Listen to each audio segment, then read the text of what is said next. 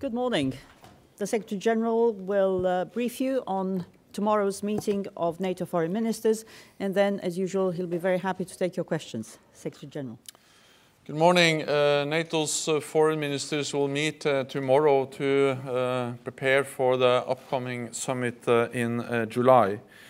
We will begin with a meeting to discuss Russia. For several years, Moscow has shown a pattern of dangerous behavior. This includes the illegal and illegitimate annexation of Crimea, the destabilization of eastern Ukraine, meddling in democratic processes, cyber attacks, and disinformation. Russia also backs the brutal regime in Syria, which has repeatedly used chemical weapons. It is also highly likely that Russia was behind the nerve agent attack in Salisbury.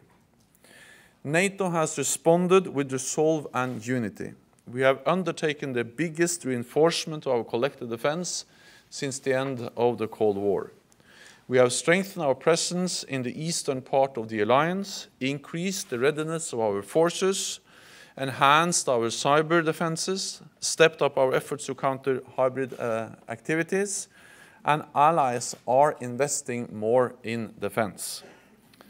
But we continue to see attempts to intimidate and interfere in allied countries, so we must continue to adapt to hybrid challenges. And ministers will examine what more we can do. When tensions are high, it is even more important to talk with Russia. So NATO remains open to meaningful dialogue. We continue to work towards the next meeting of the NATO-Russia Council. And our Supreme Commander for Europe, General Scaparotti, met with the Russian Chief of Defense, General Gerasimov, last week. They discussed military posture and exercises and how to increase predictability and transparency. During the second session, we will discuss the situation in the Middle East and North Africa. I expect that ministers will address the situation in Syria, the Iran nuclear deal, as well as NATO's plans to scale up training in Iraq. We will be joined by EU High Representative Vice President Federica Mogherini.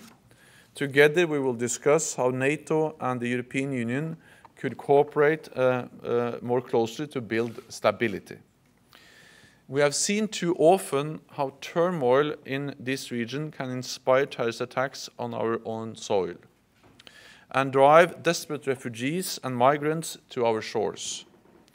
That is why NATO is stepping up efforts to train local forces to fight terrorism and keep their countries stable. Last month, I saw for myself the valuable training work that our alliance does in both Jordan and Iraq. Building on these efforts, we will launch a new training mission for Iraq at our summit in July. Ministers will agree further details on the mission tomorrow. We are currently planning for a training mission of several hundred. They will train Iraqi instructors and help build Iraqi military schools so that our expertise can reach thousands of others and help prevent the re-emergence of ISIS. We will also discuss possible further support for Jordan and Tunisia, because stability in the region is vital for our own security. We will address the situation in Afghanistan. We will focus on the prospects for peace and reconciliation. We welcome President Ghani's unprecedented offer of peace talks to the Taliban. NATO has helped to create the environment for this to happen with our practical and political support. And we have renewed our commitment, including with significant troop increases and financial support. We will close the ministerial meeting with a meeting on the Western Balkans and NATO's open door policy. NATO remains committed to the to the vision of a Europe whole, free and at peace. We will discuss the progress made by Bosnia and Herzegovina, the former Yugoslav Republic of Macedonia, and Georgia.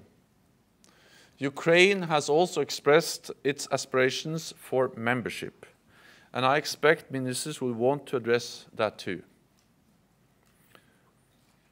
This will be our last meeting in this building, NATO's headquarters, for the past 50 years. Since we have been here, we have grown from an alliance of 15 to 29. When Allied defense ministers meet in June, we will gather in our new headquarters. I want to thank Belgium for being our hosts and for all their support in creating our new headquarters across the road. It is a new home for a modern and forward-looking alliance. And with that, I'm ready to take your questions.